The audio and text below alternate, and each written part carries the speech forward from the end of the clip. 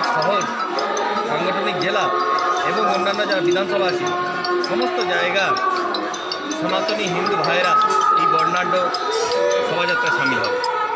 আজকে তো অস্ত্র দিয়ে মিছিল বারণ, কি বলবেন? হিন্দু সমাজের যত দেবতা আছে আমরা দেবতাদের হাতে অস্ত্র দিয়ে রেখেছি। দেবতাদের আশীর্বাদ, দেবতাদের লড়াই আমাদের লড়াই, ওনাদের হাতে অস্ত্র দেওয়া আছে। সুতরাং আমরা অস্ত্র নিয়ে মিছিল করব না। আমরা সাধারণ মানুষের সঙ্গে নিয়ে এক ঐক্যমতের ভিত্তিতে, সকলের সহযোগিতার ভিত্তিতে আমরা মাঠে নামবো, রাস্তায় নামবো, কিন্তু আমরা অস্ত্র নিয়ে মিছিল আমরা করছি না। আজকে মিছিল কোথেকে কোথায় হবে?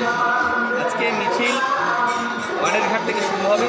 ওখান থেকে বাদিক ধরে আমরা বাজারের ভেতর দিয়ে বাস স্ট্যান্ডের সামনে দিয়ে লিঙ্ক রোড ধরে আবার গৌরাটি মোড় ধরে পুরোটাই পাড়েরঘাটে শেষ হবে। কারা থাকছেন আজকে এই মিছিলে?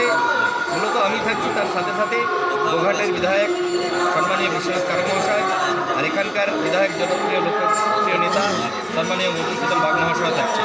তার সাথে সাথে এখানকার যারা কার্যকর্তা আছে, যারা দীর্ঘদিন ধরে এই রামনবমী উদযাপন সমিতি পালন করে আসছে, তারাও থাকছে। আজকে প্রতিষ্ঠাতা দিবস নিয়ে কি বলবেন?